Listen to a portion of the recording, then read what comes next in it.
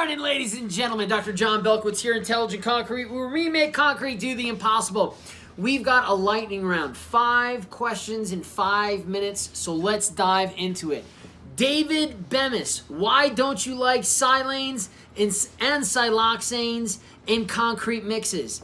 David, that's crap. It's just crap, man. You put a siloxane in a mix, and you're going to cause a lot of problems with air. You're going to have some delamination issues. We just weren't meant to put those types of materials in concrete. Now, the best place to check it out is when you spray them onto concrete, and what you'll often see is a random or irregular delamination from the surface of the concrete. So I don't like them. They're a quick Band-Aid, but they don't last real long. Such is life. Next question. Film Factory. You're awesome. Thank you. Would colloidal silica work the same in a geopolymer mix? That one, sorry. Psych! Skipping that one, Film Factory. Film Factory, you're awesome. Dr. John, can you discuss a beginner's approach to a full geopolymer concrete mix design? I understand regular higher range water reducers are not compatible. Is colloidal silica useful? Thanks. I would start out with reading as many papers as possible. Maria Younger from UT Austin has done an exceptional amount of work on geopolymer concretes. Then I think Mahmoud Taha out of University of New Mexico has done a bunch of work on geopolymers too. Great resources. You can get their papers online using Google Scholar, and that's where I would start. From there, I would look for locally sourced non-cement, non-Portland cement-based materials. You can start out with your coal combustion residues, your F-ash, your C-ash, then you can go over to your slags, and you can go to your ferrosilicone alloy byproducts like your microsilicas, your silica fumes. But honestly, I think the best place to start is to start with reviewing, doing a literature review. And Maria Younger, Mahmoud Taha, best place to start with those two. And how does colloidal silica? Of course, it's silica. As long as you have the alumina component, which can react with the silica, and you get that polycondensation, you'll be kosher. You can even get alumina-treated nanosilica side particle in solution. You get the best of both worlds. Awesome. Next question. Film Factory. What acceleration would be good for 3D printing? That's a very loaded question, and it's a very broad question. What type of acceleration are you looking at? Are you looking at just acceleration to go from, what went into the mixer and what's coming out of the nozzle? And in that case, you might not want to use off there. So we got cut off there. Sorry about that. I had an alarm set up to call Leslie, and she's going to be mad because I'm not calling her right now. But anyway, so it depends. If you're looking for early setting, it might be better to switch over to a Type 3 cement or CSA cement or a combination of those. But what you're looking for that early stuff is that early setting time. So you want a salt that's going to impact the dormancy period. And then you also might one that's going to affect the later periods if you have, cold weather or if you want to print faster. So it really just depends. And without knowing the type of mix that you have, your raw materials, it's very hard to diagnose or recommend a very specific type of accelerator. But what I would do if I was you, first decide when do you need that change in your hydration process. Is it early or is it late?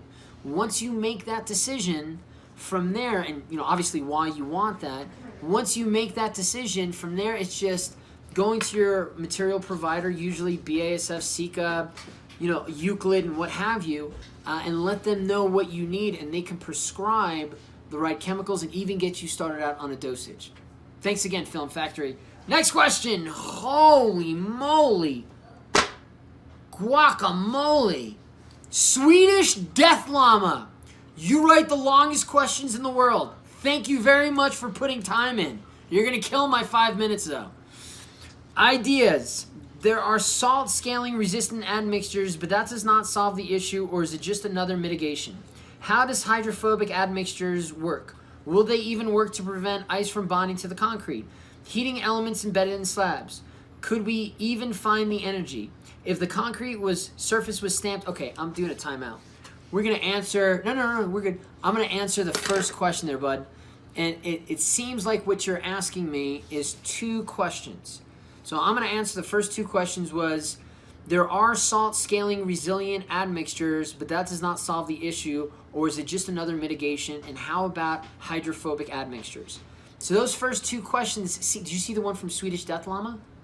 Oh, the ideas? Yeah, it's like, holy moly guacamole. Smart dude. Well, wait a second, but so what I said about, what I'm about to say about the resilient admixtures is, listen man, concrete was never designed to be totally resistant to de-icing salts and icing brines.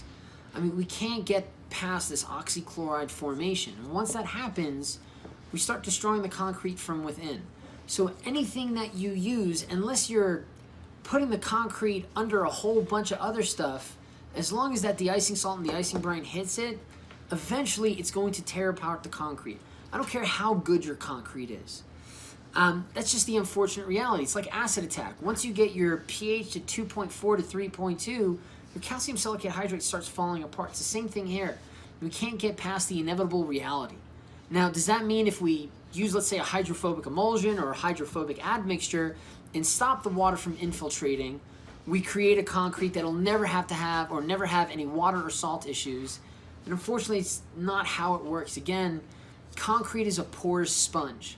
So even if we put a hydrophobic emulsion, which normally increases the air content of concrete, we still ultimately have to deal with the fact that we're dealing with a material that wants to tear apart the concrete. And over time, especially with abrasive wear, because normally places that we put de-icing salts and de-icing brines, we either have pedestrian traffic or vehicular traffic or a combination of the two.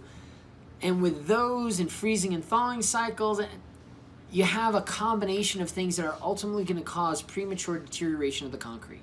That being said, using some of these additives and admixtures, my favorite is colloidal silica, will increase the concrete service life in the way that it increases the resiliency to the de-icing salts and brines, water migration, abrasive forces, the tearing out of aggregates, and so on and so forth. So yes, it will last longer, but eventually, with those abrasive forces, with those de-icing salts and brines, you're going to run into a little bit of trouble. Your concrete is eventually going to fall apart. So hopefully answer those questions. I think that was 5. I'm counting Swedish Death Llama as 2 questions.